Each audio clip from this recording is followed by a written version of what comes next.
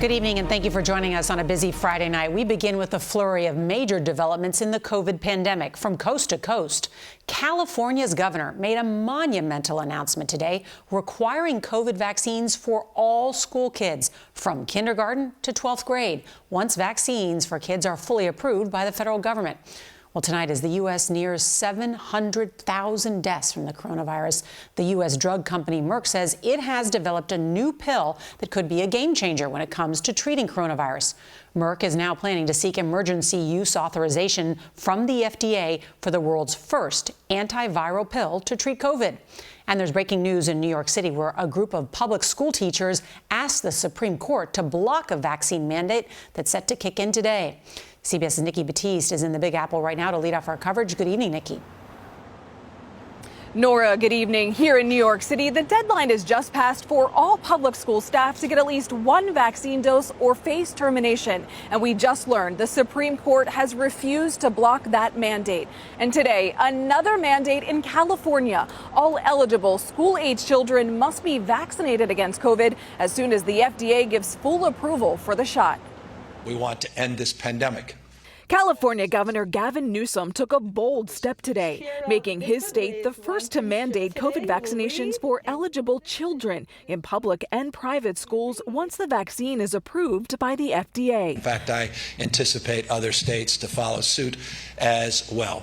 The vaccine will be added to the list of other vaccinations, like measles and chickenpox, required by schools in California.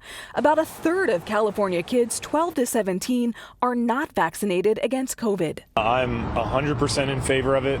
Meanwhile, today, drug company Merck announced its experimental pill, molnupiravir, could be a game changer to treat COVID. This is quite impactful data that we hope offers a little ray of hope during this dark time of the pandemic. In the trial, patients with mild to moderate COVID at risk for serious illness were given treatment over 5 days. Data showed it reduced the risk of hospitalization by 50% with no deaths.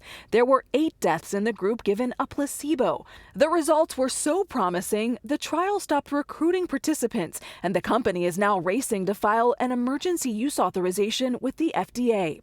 Nationwide, cases of COVID continue to decline after the summer surge, but 56-year-old Supreme Court Justice Brett Kavanaugh didn't escape its reach, testing positive for COVID. The fully vaccinated justice is asymptomatic, but likely won't be on the bench when the new term starts on Monday. And in New York City tonight, the deadline for all school employees to get at least one shot has passed. About 20% of nearly 4,600 school safety agents still have not been vaccinated against COVID and will not be eligible to work Monday. Hundreds could be forced to take unpaid leave or lose their jobs. Do you think schools will be less safe on Monday? Schools will definitely be less safe on Monday because you have less school safety agents. I can't afford to live on the streets. I need money to take care of my bills. The threat of losing her job pushed school cafeteria worker Allison Boston to get her first dose this week reluctantly. Now that you have a vaccine dose, do you feel safer going into school? Yes. Honestly, yes.